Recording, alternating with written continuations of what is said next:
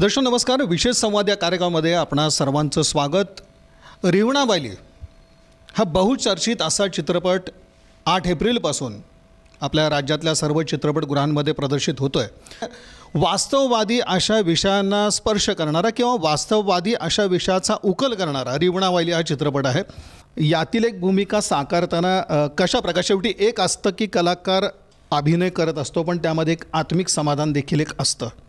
तर हे जे समाधान आहे हे कशा पद्धतीचं आहे आणि कशा धाटणीचा चित्रपट तुम्ही कलाकार म्हणून त्याकडे पाहताय? नमस्कार. समाधान तर असतंच प्रत्येकाला. आपण स्क्रिप्ट वाचल्यानंतरच लक्षात येतं आपल्या की काय पद्धतीची भूमिका आहे आणि आपण कितपत त्याला भिडू शकतो. राजन गवसांची कादंबरी आहे, कथा आहे, दीर्घ कथा पण म्हणू शकतो आपण तिला. रिवणावायली मुंगी नावाची आहे की जसं मगाशी तुम्ही चित्रपटाविषयी सगळंच सांगितलं, त्याच्यात तेही तुम्ही सांगितलं की एका बंडखोर मुलीची गोष्ट आहे ती, आणि त्या बंडखोर मुलीचा बापाची जी भूमिका आहे ती माझी आहे. त्या आपली मुलगी काय करते आहे, शिकते आहे, मुलींनी शिकलं पाहिजे असं मनापासून वाटणारा असा हा बाप आहे की मुलींनी घरात राहू नये, चौकटी बाहेर पडावं, वेगवेगळ्या गोष्टी आहेत, वेगवेगळ्या पद्धतीची आव्हानं तिने स्वीकारायला पाहिजे आहेत, वेगवेगळ्या गोष्टींचे अनुभव घेतले पाहिजेत तिने. आणि असंच एक अनुभव घेत असताना आयुष्याच्या एका विचित्र पद्धतीच्या टप्प्यावरती येऊन ती थांबते की आता पूर्णपणे आयुष्य कोलमडून पडलेलं आहे तिचं, की काय करायचं आहे काही नाही कळत नाही तिला. आणि अशा एका क्षणामध्ये ती लग्न करण्याचा डिसिजन घेते आणि घरची लोक नाही म्हणतायत, हो म्हणतायत, त्यांच्या कुठल्याही पद्धतीच्या मताला किंमत न देता असं सुद्धा आपण म्हणू शकतो ती तो निर्णय घेते ते. आणि तिला घरची लोक सांगत असतात की बाई या पद्धतीने निर्णय घेऊ नको, जे काही आहे ती म्हणते आता माझा झगडा आहे तो. आणि ती तिकडे गेल्यानंतर सुद्धा तिच्या असं लक्षात येतं की अरे आयुष्यामध्ये वैफल्य सगळ्याच ठिकाणी आहे, पुरुषप्रधान संस्कृतीला मला प्रत्येक ठिकाणी धडक द्यायचीच आहे आणि धडक द्यायची तर ती मी एकटीची, माझ्या एकटीची कितपत हे होऊ शकतं. पण फायनली परत तिच्या लक्षात येतं की जो लढा आहे, जो काही झगडा आहे तो स्वतःपासूनच सुरू करायचा आहे. जेव्हा मी स्वतःपासून काही काम करायला सुरुवात करेल त्यावेळेला ती गोष्ट मी समाजाला सांगू शकेल की जी काही सुरुवात करायची आहे, स्वच्छतेची सुरुवात जी काही करायची ती माझ्यापासून करायची, मग मी समाजामध्ये जाऊ शकते असं तिला वाटतं. मुलांना जन्माला घाला, त्यांना वाढवा. मुलींनी असं किती दिवस इतरांसाठी जगायचं, या असल्या चौकटीतला विचार करणारी मुलगी मी नाही.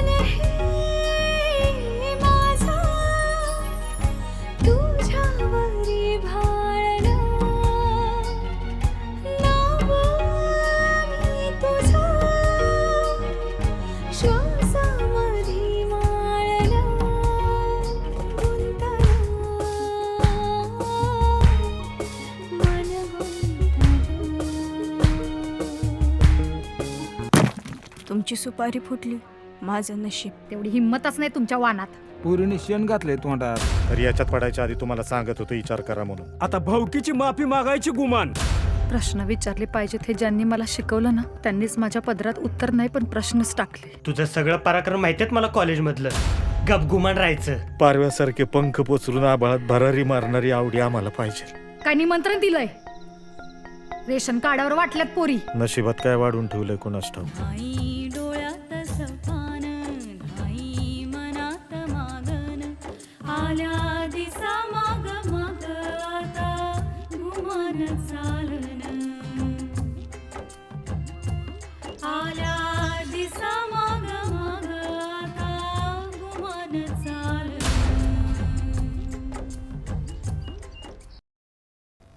सर, आपण म्हटलं की एक वास्तववादी हे सगळे विषय, जो ट्रेंड आपल्याकडे येतो आहे, मग तो सैराटचा असेल, त्याच्यानंतर आम्ही बघतो की जोगवा असेल किंवा याच्यानंतर फॅन्ड्रीसारखा चित्रपट, झुंड असेल. आता हा जो सगळा भाग येतो आहे, खरंची रसिकांची जी अभिरुची ती बदलते किंवा जे वास्तववादी विषय तेच आता लोकांना पटत आहेत असं काही वातावरण आता आहे का? हे आणि याचा जर आपण विचार केला तर या धर्तीवरती आता जो आपला हा रिवणावायली येतो आहे, तर अगदी तशाच पद्धतीनं एक रसिकांचा तितकाच प्रतिसाद या चित्रपटाला मिळेल. मग व्यक्ती तितक्या प्रकृती असं आपण म्हणतो ना, तसंच आहे ते की चित्रपट हे वेगवेगळे असावेत.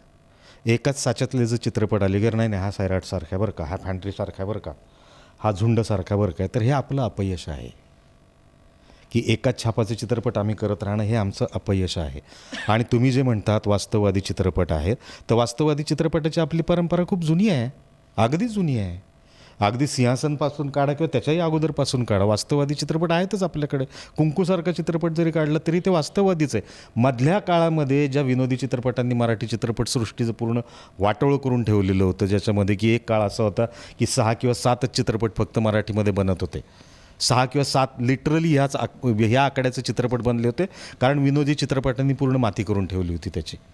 त्याच्यानंतर मराठी चित्रपटाला बरे दिवस कुठून आले, पुन्हा श्वाससारखा चित्रपट आला, तांब्याचा विष्णुबाळा पाटीलसारखा चित्रपट आला, जो ग्रामीण भागामध्ये चांगल्या परत तेच आहे की ते हे सगळे चित्रपट वास्तववादी होते, हे लक्षात घ्या. आपल्याकडे मराठीमध्ये फिल्मी वातावरण नाही. कुठल्या हिंदीमध्ये तसं होत नाही. हिंदीमध्ये माझ्याकडे सलमान खान आहे, माझ्याकडे शाहरुख खान आहे, माझ्याकडे आमिर खान आहे, माझ्याकडे XYZ माणूस आहे.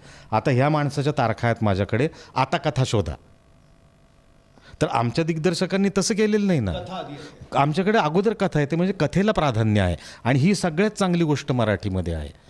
आणि वास्तववादी चित्रपटाचं म्हणाल तर वास्तववादी चित्रपटाचा ट्रेंड पूर्वीही होता आणि आत्ताही आहे, आणि तो पुढेही तसंच राहणार आहे. तो बदलणार नाही. तो तसंच आहे. वास्तव जे आहे ते प्रत्येकाच्या दृष्टीने, माझ्या चष्म्यातनं वास्तव काय दिसतं हे महत्त्वाचं आहे. वास्तव ते पण जो ठराविक साचा होता त्यातून आपण आता बाहेर पडलोय.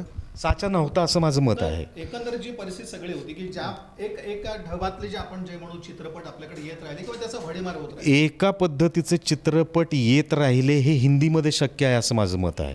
मराठीमध्ये एका पद्धतीचे चित्रपट जेव्हा यायला लागले होते, मी परत म्हणतोय तुम्हाला, विनोदी चित्रपट जेव्हा एका पद्धतीचे यायला लागले त्यावेळेला मराठी चित्रपटसृष्टी पूर्णपणे थांबलेली होती. त्यावेळेला काहीही घडत नव्हतं. परत त्याला कुठून उभार मिळाला किंवा कुठं त्यात श्वास आला तर त्या श्वासपासनं आला श्वास. तो सुमित्रा मावशींचे जे चित्रपट बघितले तर तिथून त्या वास्तववादी चित्रपट होते ना. ते सगळे वास्तववादीच होते. प्रत्येकाचं जगणं मांडणारे चित्रपट होते. ते अत्यंत थीन लाईन आहे ती.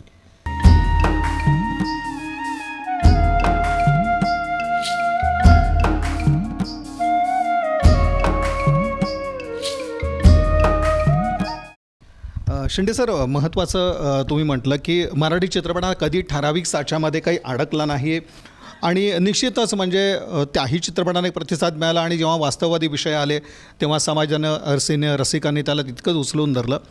पण याचबरोबर आता ह्या चित्रपटातून खरं तर मग एक सामाजिक संदेश द्यायचा आहे, दिग्दर्शकांना द्यायचा आहे, कलावंतांना द्यायचा, अभिनेत्यांना द्यायचा आहे. आज हा तितक्याच ताकदीनं सामाजिक संदेश देण्यामध्ये आपण यशस्वी होतोय, अशी एक परिस्थिती आता वाटते का या चित्रपटाच्या माध्यमातून? मला वाटतं ना, सामाजिक संदेश, समाजकार्य असं जर करायचं असेल ना तर चित्रपट हे माध्यम अत्यंत युजलेस आहे. त्यासाठी मला एक चांगली कथा सांगायची आहे, दिग्दर्शकाला एक चांगली कथा सांगायची, एका मुलीची कथा आहे, हे मला व्यक्त व्हायचं आहे. एक मुलगी या पद्धतीने काम करते हे दिग्दर्शकाला सांगायचं, एका लेखकाला सांगायचं आहे. त्याच्यामध्ये संदेश आहे किंवा संदेश होता का नव्हता हे प्रेक्षकांचं काम आहे. मी जर तो पोज घेऊन आलो ना, ते जर माझ्याकडे घेऊन आलो ना की मी आता बघा तुम्हाला आहे ना हे 2 डोस पाजलेत संदेशाचे, असं म्हटलं ना तर हे फेल्युअर आहे. कुठलंही औषध जे असतं ते तुम्ही डायरेक्ट देऊच शकत नाही, ते त्याला शुगर कोटच करावं लागतं. कडवटपणा हा कधी महत्त्वाचा घटक आहे. 100% पडणार आहे. 100% परिणाम व्हायलाच पाहिजे त्यांच्यावरती. पण ज्या वेळेला मी तो संदेश घेऊन आलो असं म्हणतो, त्यावेळेला त्याच्याकडे बघण्याचा, प्रेक्षक म्हणून बघण्याचा जो दृष्टिकोन आहे तो पूर्णपणे बदलून जातो. की एक संदेश देणारी फिल्म मी तुम्हाला दाखवतो असं म्हटलं की तो बदललाच तुमचा. मी तुम्हाला एक एंटरटेनिंग काहीतरी दाखवतो, तुम्हाला काय घ्यायचं हे तुम्ही ठरवा. त्याच्यामध्ये चांगलं वाईट जे काही चांगलं वाईट आहे ते. फॅन्ड्रीसारख्या फिल्ममधनं जर तो म्हटलं असतं की नाही मला हा संदेश द्यायचा बरं काय, तुम्ही गेला असतात बघायला? निश्चितच नाही. एक्झॅक्टली, मी तुम्हाला तेच सांगतो. तुम्ही नंतर बघितलं ना ते की अरे असा संदेश द्यायचा प्रयत्न केलाय बरं का, म्हणून एक्झॅक्टली त्याला मनोरंजन म्हणून बघा त्याच्यामध्ये की अरे म्हणजे राहिलं हे पोरीचं. बरं, मनोरंजन म्हणजे फक्त हसणं असतं का? नाही. मला रडायला येतं हे पण मनोरंजन आहेच आहे की, मला दुःख वाटतं हे पण मनोरंजन आहेच आहे की, मला विचारात पाडता तुम्ही हे पण मनोरंजनच आहे ना. मनोरंजनाच्या व्याख्या थोड्याशा मोठ्या व्हायला पाहिजेत असं मला वाटतं. याच्या व्यापक व्हायला पाहिजेत त्या व्याख्या थोड्याशा. शेंडे सर, आणखीन एक महत्त्वाचा भाग आहे की आज तुमच्यासारखे दिग्गज कलाकार आणि याजवळ आपण पाहतोय असे की नवोदित कलाकार ह्या चित्रपटामध्ये आहेत.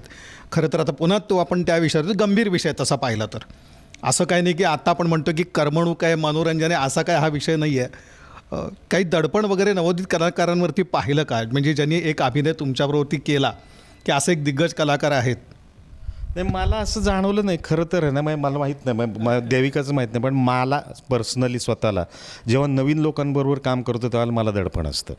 कारण हिला काम करताना मी खूप वेळेला बघितलं ती काय पद्धतीने काम करू शकते हे मला माहिती, तिची रेंज काय आहे हे मला माहिती आहे. ज्या वेळेला नवीन लोकांबरोबर काम करताना त्यावेळेला तुम्हाला फार अलर्ट राहावं लागतं, भयंकर तुम्हाला अलर्ट राहावं लागतं, कारण त्याची पाठी कोरी असते. त्याची पाठी कोरी असते आणि कुठलाही त्याचं भूतकाळाचं कुठलंच वजन नसतं ना त्याच्याबरोबर. आणि ते ज्या पद्धतीने काम करून जातात ना, आउटस्टँडिंग काम असतं आणि ते बघत राहावंच वाटतं. ते तुमच्या मनावरती गारूड घालतं, कारण त्याला आगापीचा काहीच नसतो, तो करून जातो काम. म्हणून नवीन कलाकारांबरोबर काम करताना मला फार मजा येते.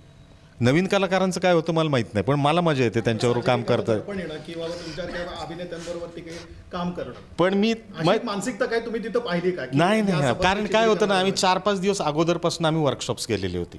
मग वर्कशॉप म्हणजे काय, मग सर होते, मग कदम सर आणि आम्ही सगळे मिळून बसून वाचन करायचो. तुला काय वाटतं तू सांग, मला काय वाटतं मी सांगतो, हिला काय वाटतं तू सांग. असं करत करत गेल्यानंतर आहे ना ती एक फॅमिली आपोआप होते ती. त्याच्यामुळं मग अरे हे असं करून बघू नको, वाक्य असं करून बघ बरं, हे मी सांगितल्यानंतर समोरच्या व्यक्तीकडनं तितकंच येतं, नाही ते येत ना तुम्ही मगाशी तो लुक दिला होता आणि तो जरा जास्त बरा होता बरं का. इतपत ते मोकळेपणानं वातावरण निर्माण व्हावं लागतं तुम्हाला. शेंडे सर, आणखीन एक प्रश्न की आता अलीकडे चित्रपट पाहिल्यानंतर म्हणजे पूर्वीपासून एक असं सुरू झालं की पुणे मुंबई असेल किंवा नाशिक असेल किंवा अगदी कोल्हापूरसारख्या ठिकाणी चित्रीकरण असं काहीतरी होतं. पण आता आपण पाहतो की सोलापूरसारख्या ठिकाणी सुद्धा चित्रीकरणाचे खरोखर एक वातावरण तशा पद्धतीचं तयार होतं. अशा ठिकाणी चित्रीकरण होणं, त्याच्यामधून एक अभिनय, ही जी एक परिस्थिती असते, बदलणारे चित्र कशा पद्धतीचं वाटतं तुम्हाला? आणि याचबरोबर आणखीन एक प्रश्न की शेवटी एक राजाश्रय हा एक भाग असतो, मराठी सिनेमांसाठी राजाश्रय याची एक आजची स्थिती काय? मग राजाश्रय जर म्हणाल ना तर हे मराठी प्रेक्षकांचं दुर्दैव आहे असं मी म्हणेन. मग आपल्या प्रेक्षकांनी दाखवलेली उदासीनता आहे ही, की काय 12-15 हां एक्झॅक्टली 12-15-18 करोड असेल ना, महाराष्ट्राची किती लोकसंख्या असेल, 12-15 करोड असेल ना. त्याच्यामध्ये जर रेशो काढला आपण, बघ ना मराठी चित्रपट, बघायला पाहिजे मराठी चित्रपट. सुरुवात आहे ही. या सगळ्या ह्याच्यामध्ये आमचं दुर्दैव असं आहे, आम्हाला इथून पूर्वी फक्त माझ्या पुढं पर्याय आहेत. मला काय बघायचं, मकरंद अनासपुरेला बघायचं आहे का मला आमिर खानला? तुम्ही काय बघता? मी आमिर खानला बघतो. का? अनासपुरे चांगलं काम करत नाहीत? करतात की काम. मग ही तुमची नैतिक जबाबदारी नाही. आजही सांगतो, माझ्या घरातलं उदाहरण सांगतो. मी जर म्हटलं अरे माझा असा पिक्चर रिलीज होतोय बरं का, तर पहिला प्रश्न काय असतो, टी व्हीवर कधी येतोय आणि मोबाईलवर दे मला. भिकारी आहोत आपण. आपल्याला लाज वाटत नाही, आपण मोबाईलवरती फिल्म कधी येणार आहे विचारतो, टी व्हीवरती कधी येतो विचार. अरे एक्झॅक्ट आनंदापेक्षा त्या माणसाने पैसे लावलेत ना, त्याचे पैसे त्याला मिळायला नकोत? मिळायला पाहिजेत पैसे त्याला. मराठी चित्रपटाचा प्रेक्षक म्हणून ही माझी अत्यंत नैतिक जबाबदारी आहे की मी जाऊन चित्रपट बघायला पाहिजे, थिएटरमध्ये बघायला पाहिजे. त्यावेळेला मी कौतुक सांगतो, अरे पुष्पानी ना 1200 करोडचा धंदा केला, यांनी ना 1300 करोडचा केला, RRRनी ना 4 दिवसात 750 करोड करावं. मग माझ्या फिल्मचं का नाही होणार आहे ते? बरं, हिंदी चित्रपटाला भारतभरातल्या टेरिटरीज आहेत, आम्हाला फक्त एवढंच मिळतं मराठीमध्ये की मला सोलापूरमध्ये करायचं आहे, पुण्यात करायचं आहे, नागपूरमध्ये करायचं आहे आणि इकडे करायचं आहे. मग दुर्दैवाची गोष्ट लक्षात घ्या की क्रिएटिव्ह गोष्टी सोडून आपल्याला मार्केटिंग आणि डिस्ट्रीब्युशन ह्या गोष्टीवरती चर्चा करावी लागते. हिंदी चित्रपटांचं पण बघा, जी मोठी प्रोडक्शन्स हाऊसेस मराठीमध्ये आली त्यांनी परत मराठीमध्ये एकही चित्रपट केला नाही. त्या गोष्टींचा पण विचार करून बघा तुम्ही. का विचित्र आहे ते, जे आर्थिक सर्कल जे आपण म्हणतो ना, ते फार विचित्र आहे ते. मग मी डिस्ट्रीब्युटरला जाऊन जाब विचारू शकत नाही, मी गव्हर्नमेंटला जाऊन जाब विचारू शकत नाही की बाबा असं काय होतं आहे. म्हणजे आज माझा रिवणा वायली नावाचा चित्रपट रिलीज झाला, समजा काय 8 एप्रिलला रिलीज झाला. 8 एप्रिलला रिलीज झालेला चित्रपट आहे, 8 दिवस चालला, 10 दिवस चालला, 2 आठवडे चालला. ह्याचे पैसे निर्माता म्हणून माझ्या निर्मात्याला कधी मिळायला पाहिजेत? तुमचा काय अंदाज आहे? 15 दिवस, 1 महिना? आमच्याकडे पैसे यायला सुरू होत होते 8व्या महिन्यानंतर. ज्या वेळेला आपण मी म्हटलं तुम्हाला इंटरव्ह्यूज घेताना किंवा ह्या गोष्टी करताना आहे ना, ह्या गोष्टींचंही भान ठेवून विचारा ना ह्या गोष्टी, की याचं काय आहे, इकॉनॉमिकल स्ट्रक्चर काय आहे, आम्हाला सांगा ना, समजून सांगा ना. क्रिएटिव्ह गोष्टीत सगळेच आहेत मराठीमध्ये. तुम्हाला हात घालाल तिथून क्रिएटिव्ह माणसं निघतील. मार्केटिंग करणारी माणसंच नाहीत आमच्याकडे. डिस्ट्रीब्युटर मी विचारूच शकत नाही कोणालाही. मी मगाशी म्हटली तुम्हाला उणीव, तुम्हाला एक वैयक्तिक अभिनेते म्हणून तुम्हाला ह्या सगळ्या प्रकारामध्ये उणीव कुठली वाटते, कमी भासते अशी? मला असं वाटतं आहे उदासीनता प्रेक्षकांची. केवळ प्रेक्षक जो प्रेक्षकांची उदासीनता आहे याच्यामध्ये, या संपूर्ण याच्यामध्ये, की ज्या थिएटरमध्ये जाऊन तुम्ही तिकीट काढून हिंदी चित्रपट बघता, साऊथ इंडियन फिल्म्स बघता, तिथेच जाऊन तुम्हाला मराठी चित्रपट का बघायचा नाही हे मला आजपर्यंत न उलगडलेलं कोड आहे.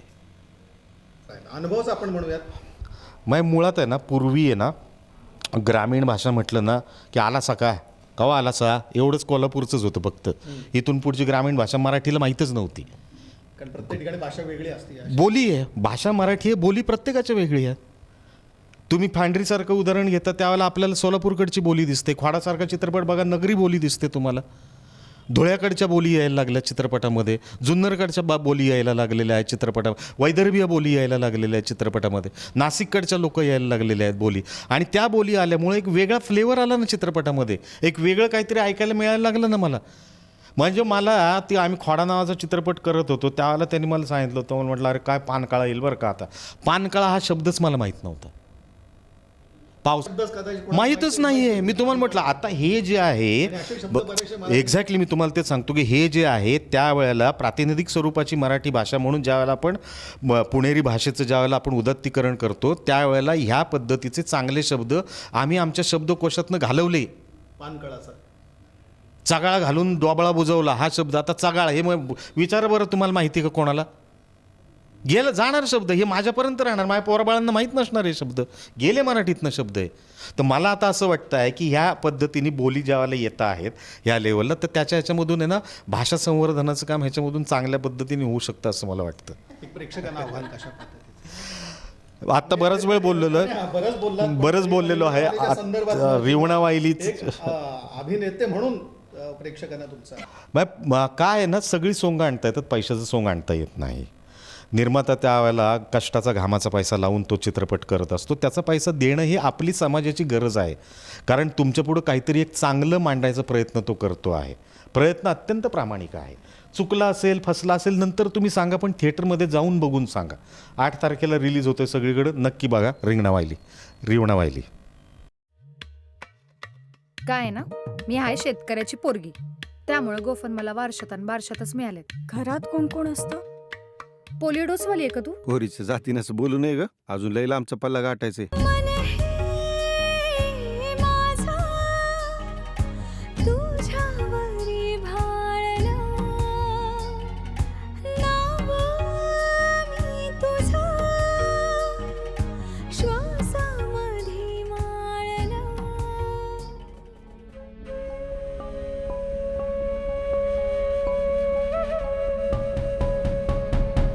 तुझं सगळं पराक्रम माहिती आहेत मला कॉलेजमधलं. म्हणूनच मला जळताना खरं नको होतं पदरात. मुलांना जन्माला घाला, त्यांना वाढवा, या असल्या चौकटीतला विचार करणारी मुलगी मी नाही. नशिबात काय वाढून ठेवलंय कुणास ठाऊक.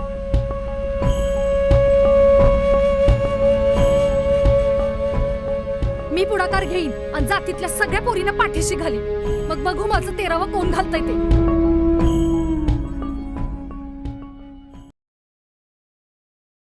अभिनेते शेंडे सरांशी हा सगळा सविस्तर असा संवाद साधला आणि त्याचबरोबर देविका दप्तरदार देखील या सगळ्या आपल्या संवादासाठी आपल्यासोबत आहेत. चित्रपटासाठी आमचा प्रेक्षक वर्ग हा निश्चित उत्सुक आहे की हा चित्रपट कधी आपल्या थिएटरमध्ये येतो आहे आणि शेंडे सरांनी आवाहन केल्याप्रमाणे प्रत्येकाने तो थिएटरमध्ये जाऊन पाहावा, अशा पद्धतीचा हा चित्रपट. आणि आता संवाद जो आहे तो दप्तरदार मॅडमशी आपण हा सगळा सविस्तर असा संवाद पुन्हा साधतो आहे. जो तुमचा अभिनय किंवा त्याला एक ज्याला आपण म्हणू की एक कंगोरे असतात अभिनयाला, तर त्यामध्ये ही भूमिका आपण कशा दृष्टीनं बघताय असं काय? रिवणा वाहिली या सिनेमामध्ये शशांक आत्ता म्हणाला तसं कथा काही प्रमाणात सांगितली गेली आणि ती एका मुलीची कथा आहे जी शहरामध्ये शिकली आहे, गावातली मुलगी, पण शहरात शिकून काही प्रमाणात विजडम ज्याला आपण म्हणतो तो तिच्याकडे आलेला आहे आणि त्यानंतर गावाकडच्या सगळ्या पुरुषप्रधान संस्कृतीमध्ये तिचं स्वतःचं मत, तिचं स्वतःचं जगणं, तिचं स्वतःचे चॉईसेस हे तिला करता येत नाहीत आणि त्या सगळ्या पुरुषी वातावरणामध्ये ती कशी भरडली जाते आणि त्याच्यातून उठून अर्थातच तिचा लढा, ती काय त्याच्यावर तिची रिॲक्शन असते ह्याची ती कथा. माझं जे त्यातलं कॅरेक्टर आहे ते आहे तिच्या आईचं. मला स्वतःला हा सिनेमा करावासा वाटला याचं कारण मी आतापर्यंत बऱ्याच आयांची कामं केली, वेगवेगळ्या भूमिका केल्या. आपल्याला आई म्हणलं की ती पाठीशी ठामपणे उभी राहणारी, कणखर, लढा देणारी आणि अशीच आई आपल्याला आत्तापर्यंत दाखवली आहे, किंवा मुळमुळू रडणारी आई. मला असं वाटतं रिवणा वायलीमधली ही आई आहे ती थोडी वेगळी आहे. तिने स्वतः अनेक गोष्टीत लढा दिलेला आहे आयुष्यामध्ये. त्या सगळ्या पुरुषप्रधान संस्कृतीला तीसुद्धा खूप सामोरी गेली आहे. कुठेतरी त्या सगळ्याला कंटाळून, कुठेतरी फ्रस्ट्रेट होऊन आज ती अशा टप्प्यावर आहे की जेव्हा तिची मुलगी त्या सगळ्यातून जाते तेव्हा तिला कुठेतरी असं वाटतंय की मी हारले ह्याच्यात, मी नाही लढा देऊ शकले. आणि तिने कुठेतरी या सगळ्या संसारातून, या सगळ्या काय पुरुषप्रधान सत्तेतून या सगळ्या एक प्रकारे संन्यास घेतला आहे. आणि म्हणून तिला वाटत राहतं की मुलगी आता त्याच्यातूनच सगळ्यातून जाणार आणि मग कदाचित मुलगी जन्माला यायलाच नको, अशी कुठेतरी ही आईची भूमिका आहे. तर म्हटलं तर नेगेटिव्ह वाटतं तिला की नकोच मला मुलगा झाला असतं तर बरं झालं असतं, कारण ज्यातनं मी गेली आहे त्यातनं आता ती पण जाणार आहे आणि ते काय आहे हे मला माहिती आहे. बरं, मी तर हारले, मी तर लढा देऊन बाहेर पडू शकले नाही. मी कुठला मार्ग पत्करला तर संन्यासाचा मार्ग पत्करला. मी देवधर्माच्या मागे लागले. माझी मुलगी काय करणार, त्याच्यातून कशी उभी राहणार, असं वाटणारी ही आई आहे. आणि त्यामुळे खूप वेगळ्या पद्धतीची ही आईची भूमिका रिवणा वायलीमधून लोकांच्या समोर येईल असं मला वाटतं.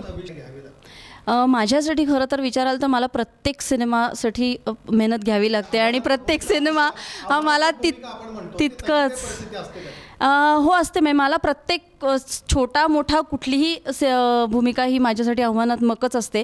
त्याच्यासाठी तेवढीच मेहनत करावी लागते. आणि नवीन सिनेमा घेतला की मला तितकंच टेन्शन असतं जितकं पहिल्या अगदी काम सुरू केलं होतं तेव्हा होतं. आणि अर्थातच त्यामुळे त्याच्यावर मेहनत घ्यावी लागते. आणि मी म्हटलं तसं की लढणं, ओरडणं, भांडणं या सगळ्या गोष्टी दाखवणं कदाचित सोपं असतं अनेक वेळेला, पण आतल्या आत कुठेतरी कुढत राहणं, ते सगळं न एक्सप्रेस करता ते सहनशीलता ती दाखवणं, या गोष्टी खूप सटल असतात आणि त्या दाखवणं सोप्या नसतात. आणि तिथे अनेकदा पुन्हा अभिनयाचा एक वेगळा कस लागतो, जो मला वाटतं या आईच्या भूमिकेसाठी मला लावावा लागला. आणि तो प्रत्येक सिनेमा हा चॅलेंजच असतो कुठल्याही ॲक्टरला, तसा तो या सिनेमामध्ये पण चॅलेंज म्हणूनच घेतला मी. खरं तर कुठलीही भूमिका सोपी करणं हा कधी हेतूच नसतो. म्हणजे मी नवीन, बरोबर आहे, अगदी बरोबर आहे, पण मुळात मला हेच पहिले सांगायचं आहे की सोपं करायचंच नसतं. ते जितकं अवघड करता येईल तितकं चॅलेंजिंग वाटतं आणि अवघड आणखीन यावं असंच वाटतं. आणि मगाशी खरंच शशांक म्हणलं तसं नवीन दिग्दर्शक असतील, नवीन कलाकार असतील, ह्या सगळ्यांबरोबर काम करताना खूप जास्त उत्साह आणि जास्त एनर्जी लावावी लागते, कारण खरंच ते सरप्राईजेस देतात आपल्याला. म्हणजे अनेकदा मला खूप गोष्टी शिकायला मिळतात नवीन कलाकारांकडून. त्यांचा कॉन्फिडन्स वेगळा असतो, त्यानंतर त्यांच्याकडे काही नवीन एलिमेंट्स त्यांच्याकडनं मिळतात. आता शशांक म्हणलं तसं आम्ही अनेक वेळेला कामं केलेली आहेत. कधी कुठेतरी असं होतं की अरे हे कसं करायचं, हे आता आमचे आडाखे ठरलेले आहेत. म्हणजे मागच्या सिनेमामध्ये रडायचं म्हणलं की मी तशीच रडले आणि या पुढच्या सिनेमामध्ये कदाचित पुन्हा तशाच पद्धतीचं रडणं कुठेतरी आलं. पण नवीन कलाकारांकडून काहीतरी नवीन मिळतं आणि त्यांच्याकडून कुठून तरी काहीतरी शिकायला मिळतं असं नक्कीच वाटतं. त्यामुळे त्यांना आव्हान वाटतं आमच्याबरोबर काम करताना का, त्यांना दडपण वाटतं का, हे मला माहिती नाही. आम्हाला मात्र नक्की ते आव्हान वाटतं आणि ते घ्यावं प्रत्येक वेळेला असं इच्छा असते. सोपं करणं हा हेतू कधीच नसतो. मला नाही वाटत की मसाला सिनेमा चालतो सध्या. आपण बघितलं असेल की अगदी असं नाही, हो, पण मला नाही तसं वाटत. मला असं वाटतं की मराठी प्रेक्षक खरंच सुजाण आहे, शहाणा आहे आणि मराठीमध्ये एस्पेशली आपल्याला आत्तापर्यंत आपण बघितलं असेल तर चांगल्या सिनेमांना उचललं गेलं आहे. नाळसारखा माझा सिनेमा, ज्याच्यामध्ये काही मसाला नाही, ज्याच्यामध्ये काही ड्रामा नाही, सो कॉल्ड अतिशय सटल आणि साधी गोष्ट आहे आई आणि मुलाची, आणि त्या सिनेमाला लोकांनी प्रचंड डोक्यावर घेतलं. मला प्रत्येक वेळेला जेव्हा मी लोकांना भेटते तेव्हा लोक असं सांगतात की असे सिनेमे आणखीन आम्हाला द्या ना. ह्याचा अर्थ लोकांना मसाला कदाचित नको आहे, ह्याचा अर्थ लोकांना आयटम सॉंग्स कदाचित नको आहेत. पण अर्थातच आपण बघितलेलं आहे हिंदीमध्ये सुद्धा सलमान खान यांचे सिनेमे, जे सिनेमे येतात, जे सिनेमे प्रचंड मोठ्या बजेटचे असतात आणि जे येतात 4 दिवस चालतात आणि पडतात, ते बिझनेस करत नाहीत. तर कदाचित लोकांना चांगलं काहीतरी हवं आहे आणि तसे सिनेमे आपण द्यावेत आणि तसे सिनेमे नक्की उचलले जातील असं मला वाटतं. मला स्वतःला पर्सनली आणखीन असं वाटतं की सिनेमा फक्त खूप लोकांपर्यंत पोचणं आणि सिनेमा फायनान्शियली यशस्वी होणं हे एक प्रोड्युसरच्या दृष्टीने फायद्याची गोष्ट असते अर्थातच. पण माझ्यासारखीला असं वाटतं की हो, करेक्ट, पण माझ्यासारखीला असं वाटतं की 100 4 जणांनी जरी चांगला सिनेमा बघितला माझा आणि तो त्यांच्यापर्यंत त्यांना काहीतरी देऊन गेला तरी माझं समाधान होतं ॲक्टर म्हणून. एक दिग्दर्शक म्हणून माझ्यासारखे अनेक लोक आहेत की जे 4 लोकांनी बघितलं तरी चालेल पण आम्ही काहीतरी चांगलं दिलं ह्याचं समाधान मानतात.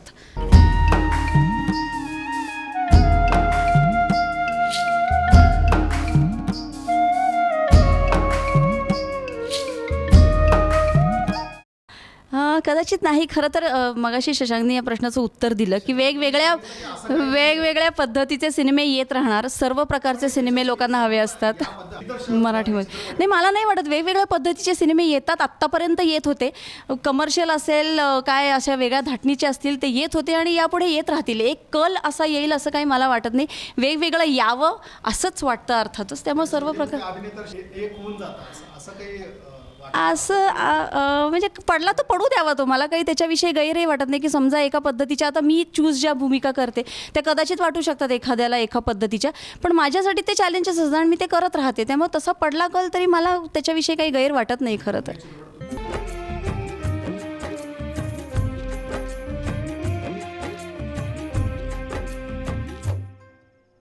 तर रिवणा वायलीसारखा सिनेमा हा कदाचित गोष्ट आपल्याला ऐकताना असं वाटेल की एक स्त्री आणि स्त्रीचा लढा आणि अशा पद्धतीचा सिनेमा. आत्तापर्यंत अनेकदा असे सिनेमे आलेले आहेत आणि अशा पद्धतीचा सिनेमा आहे.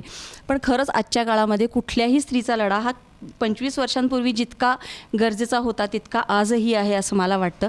आणि तसाच रिवणा वायलीसारखा सिनेमा हा कुठल्याही स्त्रीला एक ताकद देईल उभं राहताना. कुठल्याही स्त्रीला हे सांगेल की हार न मानता लढ समाजामध्ये आणि लढत राहायचं आहे तुला. ती जुन्या काळातली स्त्री असेल, ती आजच्या काळातली माझ्यासारखी मॉडर्न स्त्री असेल, तसा काहीतरी संदेश देणारा हा सिनेमा आहे. संदेश असं नाही मला म्हणता येणार, पण तसं काहीतरी कथा सांगणारा हा सिनेमा आहे आणि अर्थातच त्याचं खूप महत्त्व मला वाटतं आणि त्यामुळे नक्कीच काहीतरी देऊन जाईल हा सिनेमा. पुरीने शेण घातले तोंडात. तर याच्यात पडायच्या आधी तुम्हाला सांगत होतो विचार करा म्हणून. आता भाऊकीची माफी मागायची गुमान. प्रश्न विचारले पाहिजेत हे ज्यांनी मला शिकवलं ना, त्यांनीच माझ्या पदरात उत्तर नाही पण प्रश्नच टाकले. तुझं सगळं पराक्रम माहितीयेत मला कॉलेजमधलं. गपगुमान राहायचं. पारव्यासारखे पंख पोचरून आभाळात भरारी मारणारी आवडी आम्हाला पाहिजे. काय निमंत्रण दिलंय? रेशन कार्डावर वाटल्यात पोरी. नशिबात काय वाढून ठेवलंय कोणास ठाऊक. कदाचित असेल काही प्रमाणात. आता OTT प्लॅटफॉर्म्स पण आलेले आहेत, सध्या सिरियल्स चालू आहेत, त्यामुळे कदाचित कमी जातात लोक. पण अर्थातच लोकांनी, मगाशी शशांक म्हणला तसंच मला वाटतं की लोकांच्या हातात चॉईस आहे आणि लोकांनी चॉईस करावा चांगलं बघण्याचा. सिरियल्स या कदाचित आपल्याला तितक्या खोलात जाऊन विषय मांडला जात नाही, तितक्या चांगल्या दर्जाच्या कलाकृती मांडल्या जात नाहीत. त्यामुळे लोकांनी स्वतः ठरवून बाहेर पडून थोडे चांगले सिनेमे बघावेत आणि थिएटर्समध्ये जाऊन उचलून धरावं सिनेमांना, चॅनल्समधनं बाहेर यावं असं वाटतं. मला असं वाटतं की चांगली कथा, चांगला सिनेमॅटोग्राफर, चांगलं चित्रीकरण या सिनेमाचं झालेलं आहे, चांगले नट, चांगला विषय आणि एका मुलीच्या लढ्याची ही कथा आहे रिवणा वायलीमध्ये. आणि अर्थातच तुम्हाला काहीतरी हा सिनेमा नक्की देऊन जाईल, एक चांगला अनुभव हा सिनेमा देऊन जाईल. त्यामुळे हा सिनेमा थिएटरमध्ये प्रेक्षकांनी जाऊन जरूर बघावा. 8 एप्रिलला रिलीज होतोय आणि रिवणा वायली थिएटरमध्ये जाऊन नक्की बघावं.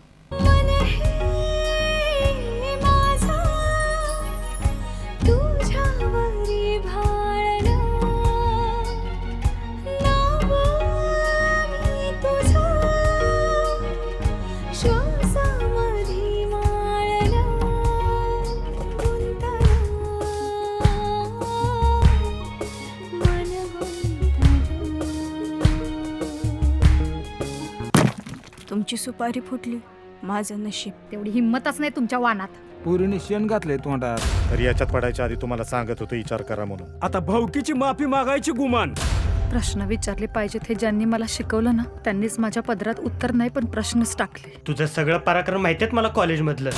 गपगुमान राहायचं. पारव्यासारखे पंख पोचरून आभाळात भरारी मारणारी आवडी आम्हाला पाहिजे. काय निमंत्रण दिलंय? रेशन कार्डावर वाटल्यात पोरी. नशिबात काय वाढून ठेवलंय कोणास ठाऊक. घाई डोळ्यात सपान, घाई मनात मागन, आल्या दिसा माग माग आता गुमान